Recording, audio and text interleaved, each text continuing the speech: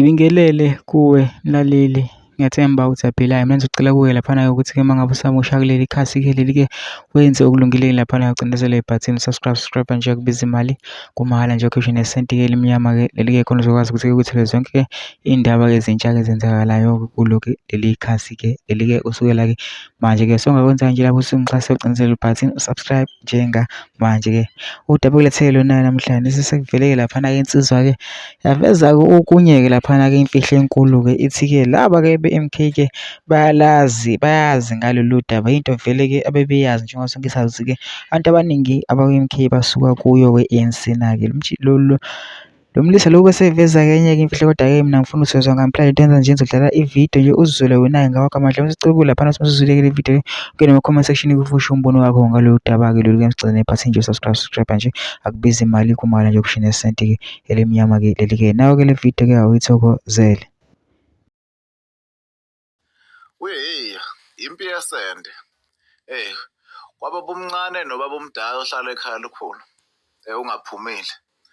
Ziyabambana-ke impela manje, ziya-expose-ana, impi yomndeni yangaphakathi. Nina abanye ama-comrade, DA, EFF, bo-Action SA, nenkatha Thulani Du, babukeni ba-expose-ana ngoba shuthi lo mkhuba bawujwayele kahle kahle.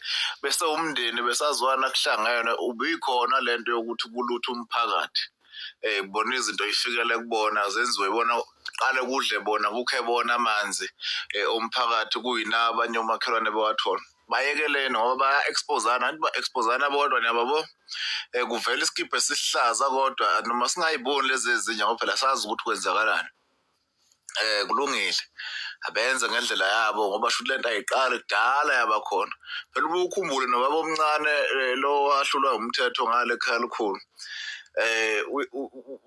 uyakhala ngale ndlela okwenziwa ngayo, ukuvotwa ngayo. Ukhala ngokuthi manje ngoba yena osephumile ekhaya likhulu, akushintshi indlela yokuvotiswa, kube sobala amavoti awabalobala. Asazi ukuthi ngisho kwathiwa nithi niyayibamba le, nisuke ningi ukuba kubalwa amavoti. Ubani owagadayo uma esuka phesheya futhi laba ba-overseas uma bevota ngale? Ubani osuke wabhekile lapho kusuke kubalwa khona? Kusuke kukuphi?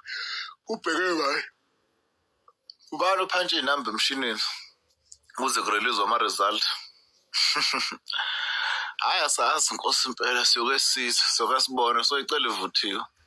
Ba-right, bayekeleni bekwebhane laba ba-expose-ane. Lento abayenzayo basiza amanye ama-organization.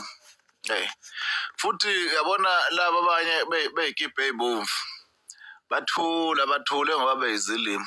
Bayazi ukuthi kunabantu njengamanje abazobamela kulolu khetho laba bey'kibha ezihlaza baphuma le ekhaya likhulu. Ibona-ke abazozama i-justice bese kubhenefitha laba abanye ngendlela ey'phansi. Kulungile.